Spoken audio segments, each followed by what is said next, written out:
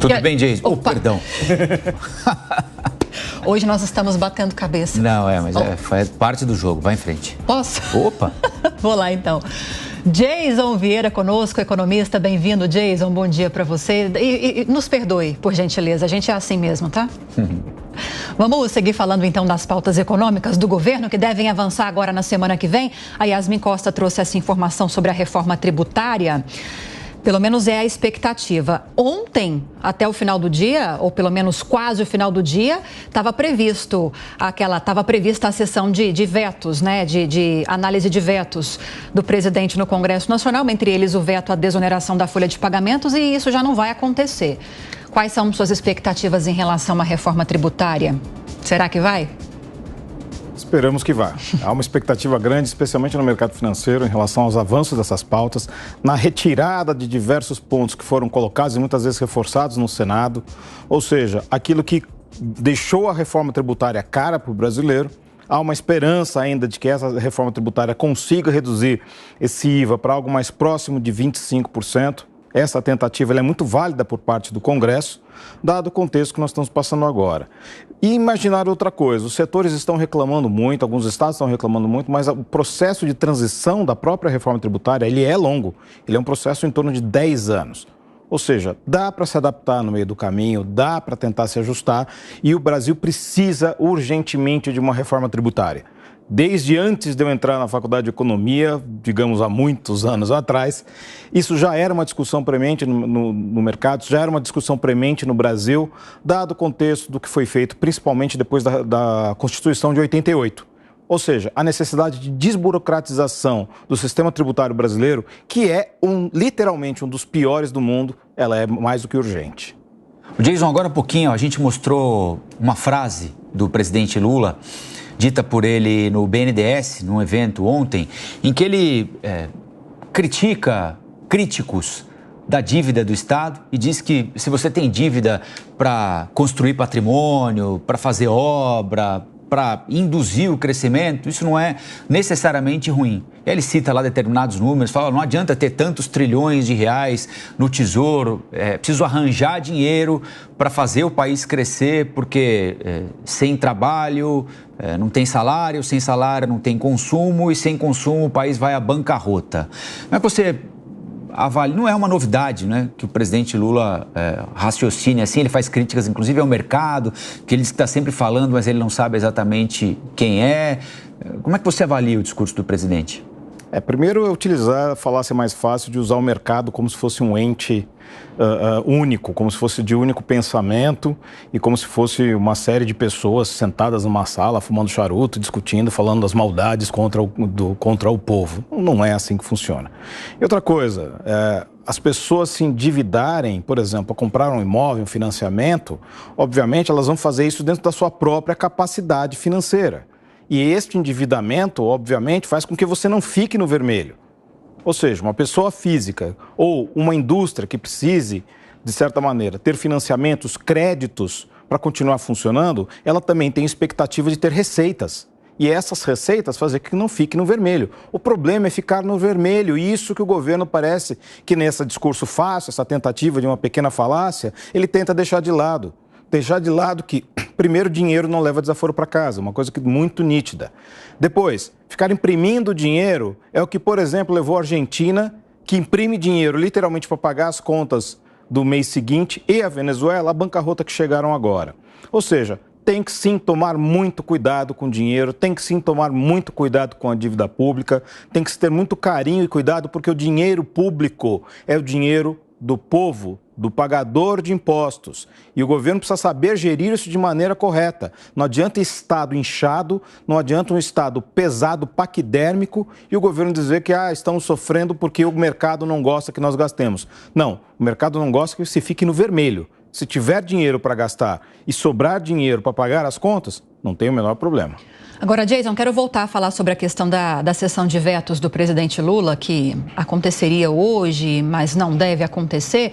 E entre esses vetos que seriam analisados está o veto à desoneração da folha de pagamentos, a prorrogação dessa desoneração. Muito possivelmente essa discussão vai acontecer na próxima semana, no dia 14, que, se não me engano, é na quinta-feira. Adiaram por uma semana. Caso não haja, mais uma vez, uma disponibilidade e acordos para que esses vetos sejam analisados, especialmente esse que eu estou destacando, o prazo vai chegando ao fim. E quais são as consequências disso? Não dá para jogar a discussão para o ano que vem, né, Odá? Infelizmente dá, mas você vai vai adiando cada vez mais essas discussões para, obviamente, muito próximo ali do fim das festividades, ou seja, primeira quinzena de janeiro.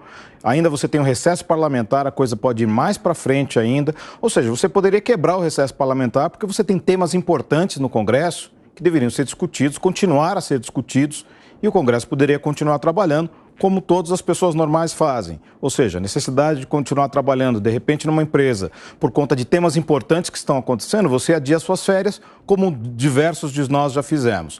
A questão agora da desoneração da folha é mais um ponto importante em relação à economia brasileira, dado que o contexto de impostos ele é impeditivo em termos de produtividade. Ele é mais uma coisa que deveria ter sido lidada não só na reforma tributária, mas também na reforma trabalhista.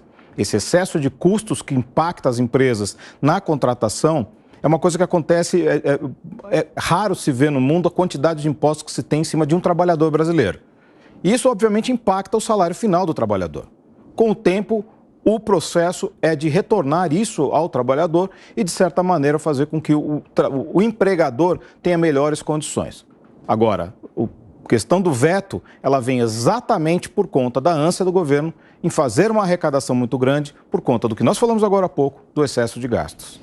Ok, Jason Vieira, economista, mais uma vez nos auxiliando nessas pautas difíceis de entender da economia e da política brasileiras. Te agradeço, Jason. Bom fim de semana e até semana que vem. Até semana que vem.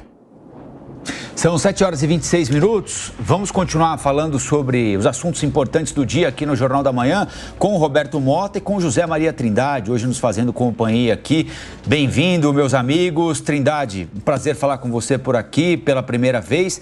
Queria saber de você o seguinte, você que sente tão bem o pulso aí do Congresso Nacional, tudo que o ministro Fernando Haddad jogou para a Câmara e para o Senado, toda a intenção do governo de aumentar a arrecadação para o ano que vem, com pouco tempo, com COP28, com posse do Milei, vai dar tempo de ser debatido pelo Congresso até o início do recesso, Trindade?